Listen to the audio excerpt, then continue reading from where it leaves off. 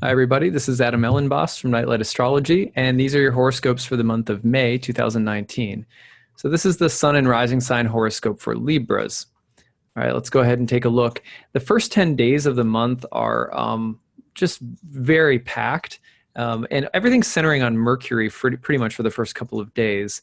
At the very beginning of the month, between May 1st and May 3rd, Mercury in Aries in your seventh house will square Saturn, South Node, and Pluto in your fourth house in Capricorn, while making a trine to Jupiter and Sagittarius in the third house, while creating a sextile and mutual reception with Mars in the ninth house.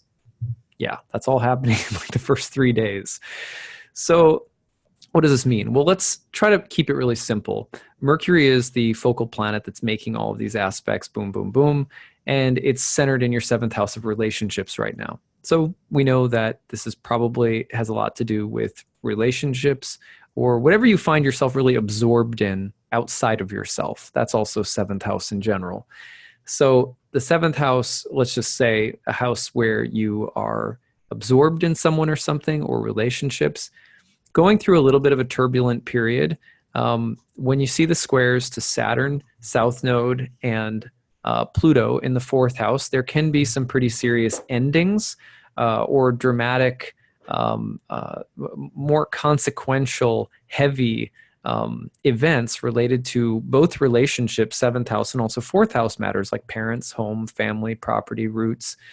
Big decisions to make about what supports you in life when fourth house Pluto, Saturn have just turned retrograde. Some kind of change or transformation or even a restructuring of some kind, a kind of death and rebirth process at the roots of your chart right now. And with Mercury making squares from the seventh house, it probably involves some pretty serious decisions that you're having to make in relationships. So I think this idea of consequential choices, decisions, conversations, communication dynamics in relationships, with the potential for an aura of seriousness, Saturn, constraint or difficulty, and death and rebirth themes with Pluto. This has the feeling also of a time of consolidating, contracting. So, it's a good time to make like I've said this a few times, but like to make executive decision, to make decisions of consequence. Or to have more serious conversations, or to be looking at the limitations of life, mortality, like, everything has a shelf life. And right now, I would say that Libras are looking at, potentially even things like death and endings and letting go of things that aren't working, and having to be more forceful or more kind of fierce in the way that you're thinking in order to make the best decisions. Not always easy for Libras who like to be peacekeepers. With the mutual reception with Mars in the ninth house, this may be a very challenging philosophical moment, right? The mutual reception suggests analytical, you're analyzing something, you're assessing something. I think the potential for something really good and beneficial to come out of this is there. We see Mercury, for example, in a trine with Jupiter, and that's genuinely very positive.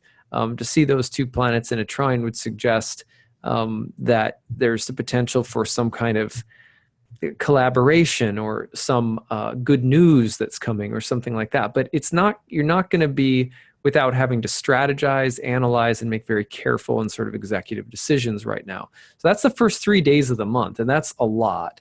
Now, when you go forward to the fourth day of the month, you're getting into a new moon. And this new moon is landing in Taurus in your eighth house. Now, the energy of a new moon in the eighth house is also not exactly easy. You're looking at themes of death and rebirth and themes of transformation, of facing fears. And you're looking at that in a house that can, it doesn't always, like, usually whatever we fear of the eighth house is nothing like what actually happens. But there is kind of having to face fears or deal with a certain level of anxiety that is being foreshadowed here by a new moon in your eighth house in the month to come. This is the house of death, and it's a house that is also related to traditionally to fear and anxiety. So dealing with those themes might be a part of the month ahead. But also the topic sometimes of debt or loans or a partner or spouse's income or money or inheritance, other kind of peripheral topics like that can be really important. Now, when you go forward a little bit and you get into, let's see here, like the 5th and the 6th, right around there, you're going to see Mars opposing Jupiter from the 3rd to 9th house. And this also has a mood of intellectual or philosophical bravado behind it. It's sort of more, it has a little machismo. It feels like there's consequential debates, argumentation, challenging traditional ways of thinking. There's, looking for some kind of philosophical or intellectual synthesis. There's things like ideology, politics, religion. It's in a kind of heated dynamic, but also visionary. This is what I believe, and I'm acting on my beliefs. That kind of energy is really strong around the 5th and the 6th. And this is accompanied, or this is followed by, I should say, between the 7th and the 8th, Mercury will get into a conjunction with Uranus in the 8th house, which has the feeling of intellectual, mental breakthrough, a moment of saying or doing something that's a little provocative, of unexpected events, of something that disrupts your paradigm and kind of opens your mind to something new. So again, this month feels very edgy to me, but I like it. I think there's a lot of kind of feeling of breakthrough, getting out of things that are constraining, sometimes maybe having to make difficult choices, some degree of having to face anxieties or fears for Librans, but I think ultimately this is leading you in a very positive direction. Let me show you why. When we get to the 10th through the 15th, going through this period, what you're going to see, just back it up actually to the 13th to make this point, on the 14th and 13th, you'll see a grand Earth trine being formed between houses 12, 8, and 4. Now, these are very consequential houses. The 12th house was called House of the Evil Spirit traditionally. The 8th house was called the Gate of Hades, and the 4th house was called the Subterranean Place. So these are heavier, deeper, darker places for a grand Earth trine to be forming. The way that I take, the thing that I take from that is that there is some kind of deeper work that you're doing, probably centered around family karma or karma related to your home or living environment, possibly trying to restructure or rebuild something. And there's a lot of hard work involved, and really having an honest look at the things that you don't want to look at. But if you're able to do that, I think it's really a really productive time. And also just earthy in general, building things, practicality, results. So hard work kind of pays off during this period. So now the other thing that we can see is that on the 18th, there is a full moon. That full moon is landing in Scorpio, which is the sign of the moon's fall, with its ruler Mars entering your 10th house of career at the same time in its fall, mutual reception by what we call mutual reception by debility. So this is a very intense moment, the full moon in the house of business, money, income, finances, and it's also connected to your job, your employment, or your profession. I think the ability to make something good out of this is there. Mutual reception, even if by debility, can sometimes make something good out of something bad. But this looks to be a more tumultuous period surrounding money, finances, and professional life. I would be very careful of, excessive spending or emotionally charged spending, like an emotional shopping spree or something like that. And I wouldn't be surprised to see some degree of, emotional vulnerability or intensity in both family relationships, a lot of moon signature here, as well as in the workplace or related to business or money. So that's the full moon energy. The good news after that, because that's a little challenging, is that on May 23rd, Mars in Cancer, even though it's a very difficult place for Mars, will make a square to Chiron in Aries in your 7th house.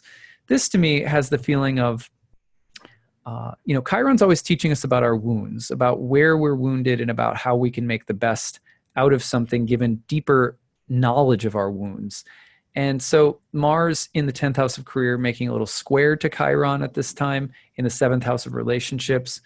I think that don't be surprised if the people that you love have something really important to teach you this month. I think that that's going to be really important. Or don't be surprised if there is a need for healing in your relationships this month. And, sometimes a little emotional confrontation has to come about before a degree of healing can happen.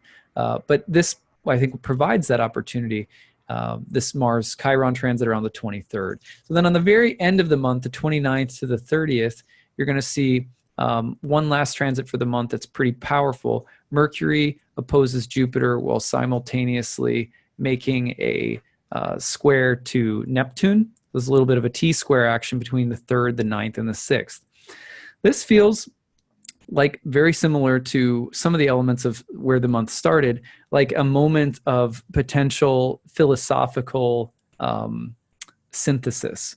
What I mean by that is that differing or different ideas or opinions that you have or that exist in relationships that you're in could find some kind of happy place, a place of compromise or solution.